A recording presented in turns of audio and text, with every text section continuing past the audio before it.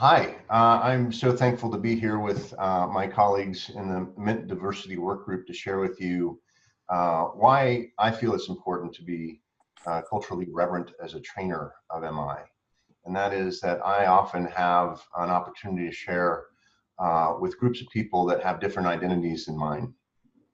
And it's super important to me to be aware of any implicit bias that I might have that might be reflected implicitly or explicitly during my training.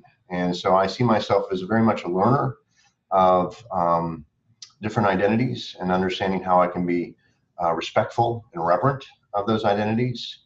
And I found that it's super important to dive into self-reflection in regards to that. And so one of the big pieces that we'll be exploring during the pre-form workshop is how can we become aware of our own identities and how it might relate to other people's identities and how that might be important in the delivery of training of MI.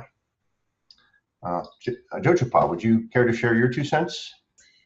Cultural reverence is about really setting an intention to honor and to be open to learning from people and ideas and situations that are different from what you may be used to, or from what you had been told was maybe not something that was good or safe or okay.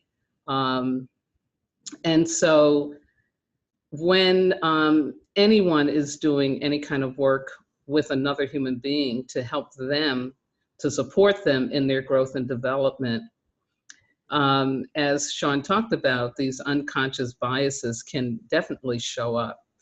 And so what I love about the notion of cultural reverence is to be able to sit across from someone or even with a group and to actually put myself into the situation of being open to learning.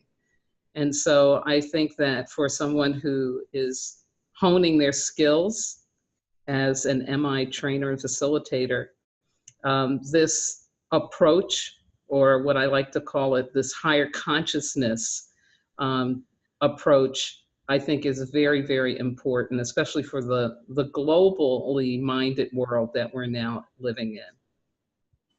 Thank you. And Mika, would you care to share your 2 cents?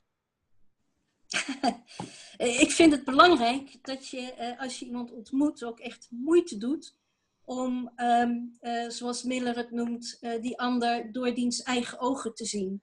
En dat betekent dat je zowel je eigen blinde vlekken moet zien, als ook je bewust moet zijn dat die ander meer is dan dat wat jij ziet. Dat die gevormd is door allerlei culturen en subculturen en eigenschappen en voorliefdes waar je eigenlijk geen weet van hebt. En die wel heel belangrijk zijn voor die ander en mee kunnen wegen in hoe iemand zich door het leven beweegt en welke keuzes die maakt voor zichzelf. Thank you, Mika. Wonderful.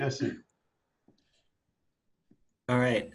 Yeah, so kind of to echo what a lot of other folks have said already, I think that really understanding where someone else is coming from requires that we understand what social identities they have either embraced or maybe they have been ascribed by society without their permission.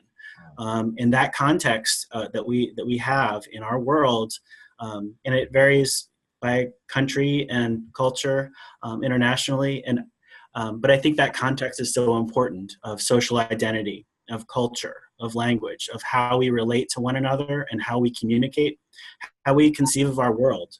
And I think it's such a basic part of communication and understanding each other that it's really important in our practice of compassion, of listening, of doing those basic MI skills. First we have to make sure that we recognize our assumptions and our biases and stuff to make sure that we're not hurting other people inadvertently. And to me, that's really what it's all about.